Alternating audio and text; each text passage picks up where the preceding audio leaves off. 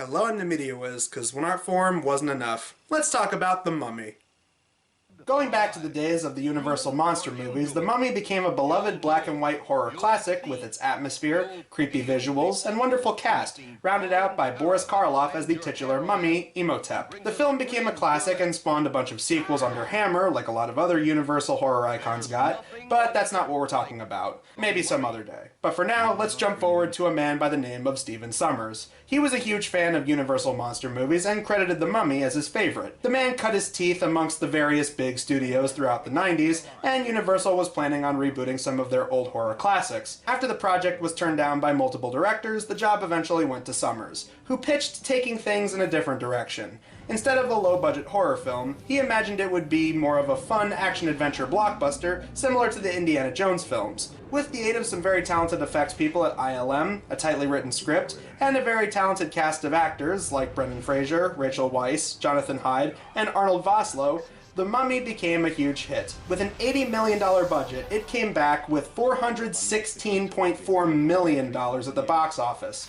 While critics were mixed on it at the time, it won over plenty of audiences, and it seems to be fondly remembered after all these years. After the initial success of the 1999 Mummy, some executives at Universal called up Sommer and asked him to make another one. And this is how we came to The Mummy becoming such a popular money-making franchise, spawning a sequel, which also did financially well, and people seemed to enjoy it along with the first one. A third movie that made money, but critics and audiences weren't too big on it.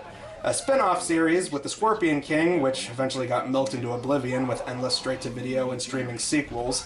Video games, comics, seriously, there's plenty of additional material to talk about when it comes to The Mummy, aside from the movies themselves. There was a cartoon series that lasted 2 seasons. Oh man, remember that era where virtually every live-action movie got its own Saturday morning cartoon show? I do. Good times, good times. Oh, and of course, there's the terrible reboot movie starring Tom Cruise from 2017. Yeah, Universal expected this to do numbers based on name recognition alone, and its failure killed any and all chance of Universal's monster reboot franchise, or Dark Universe as they called it. Fun fact, when they were originally casting the 1999 Mummy, before they landed on Brendan Fraser, one of the many names they considered was Tom Cruise.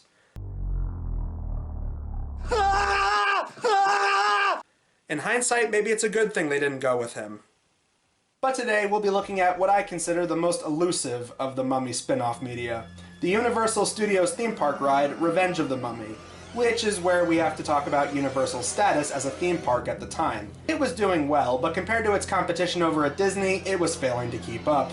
Aside from wanting to get into the whole getaway resort business like Disney was doing, Universal knew they'd have to start making changes. But the first big wave of these replacements occurred in the 90s, as it seemed rides based on some of their older names and brands weren't going to last considering the times were changing. Hence why we'd eventually see Hanna-Barbera get swapped out with Jimmy Neutron, Alfred Hitchcock get swapped out with Shrek, and what eventually replaced their long-lasting King Kong ride in Florida and E.T. in California, Revenge of the Mummy. With the involvement of park regulars like John Murdy, they actually got Stephen Sommers involved with the creation of the ride, which eventually launched in both Universal Studios Florida and Hollywood in 2004, and Singapore in 2010. How does this movie tie-in ride fare up?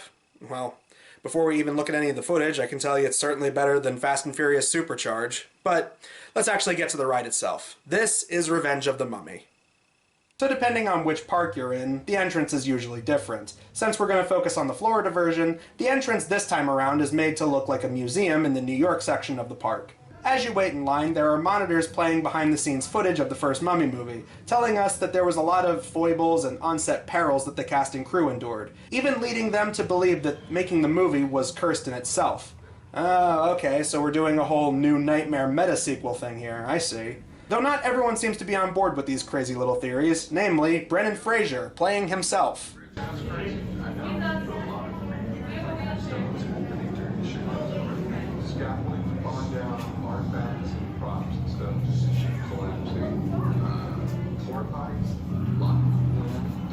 Brendan Fraser playing a main character as well as himself.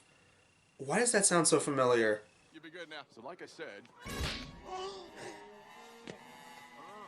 Oh, right, of course.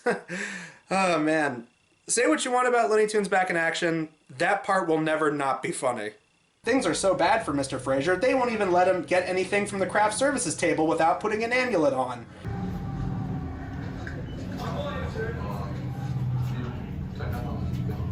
Check this out. The locals gave us these things. This is the symbol of the magi. It's supposed to protect you from this curse. After that, we're welcomed into a replica of a 1940s excavation site, and the guests are loaded up onto the coaster portion of the ride, designed to look like minecarts. Well, let's hope that another action-adventure movie tie-in ride doesn't hear anything about this. Okay, I kid. It's different enough from the Indiana Jones ride. As far as I can tell, that one didn't have mummified stagehands popping out and scaring the audience. But it's too little too late for Reggie the stagehand, as Imhotep shows up and sucks out his soul. And to think, Reggie only had 2 days left before retirement. No place to trap. He's after your soul.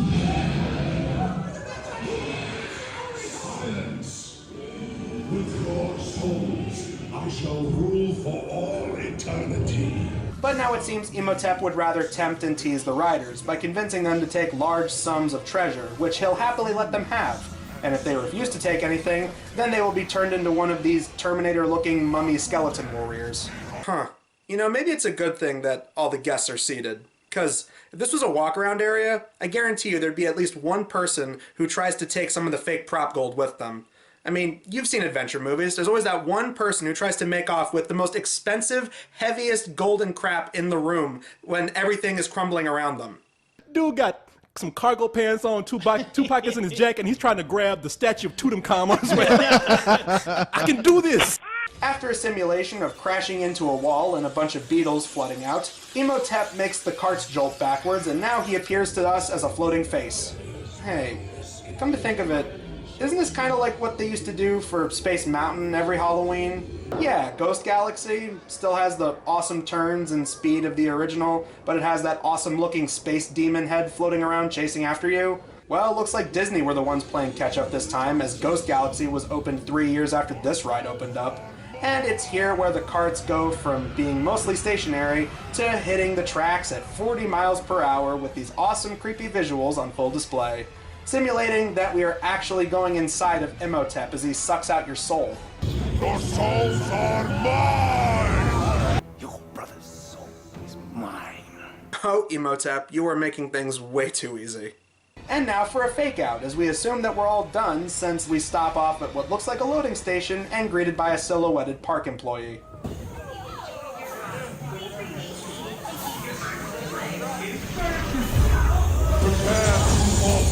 There's not really a whole lot to say in this next portion other than it's really awesome, so I'm just gonna let some of the ride footage play itself out.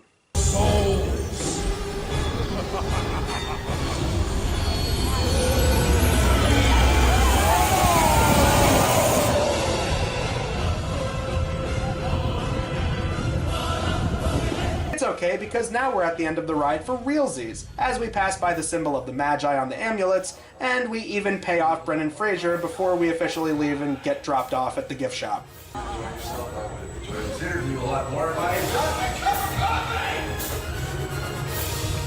Thank you.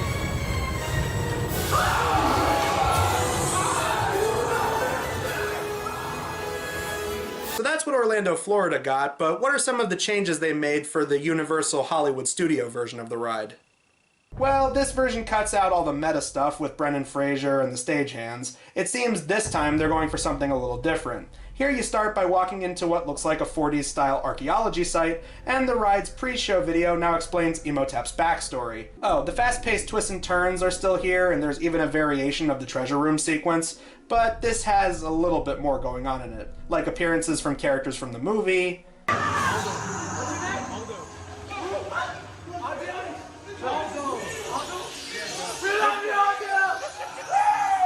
You get fake mummy hands coming down from the ceiling trying to grab the riders, simulations of beetles attacking the coaster. It kind of sucks that they don't have as much story compared to the Florida version, but I really do like the effort that was put into this one. It still seems like a fun thrill ride coaster for a lot of fans of the franchise. So that was Revenge of the Mummy, and there's a reason that this ride is still up and active after all these years. It's pretty damn good. Aside from the 2017 reboot, The Mummy as a franchise has mostly been laying dormant in recent years. But I think it's telling that this ride has managed to stay at Universal this long. Do I think it'll eventually get replaced like a lot of people speculated? Sure, but for now, I think Universal, like a lot of other studios out there, are struggling to get new things off the ground, and right now, they'll be clinging to the old and familiar to keep fans pleased. And why not keep rides like this around? Both versions here in the States have thrills, speed, great effects, effective scares, and loads of fun references and continuity for the fans. And from what I've heard, it may borrow a lot from the Florida version, but I hear the Singapore version of the ride is also pretty good too. So while it does kind of suck that this replaced Universal classics like King Kong and E.T., at least they replaced it with rides that are still pretty damn good. I'm the Media Wiz, because one art form wasn't enough.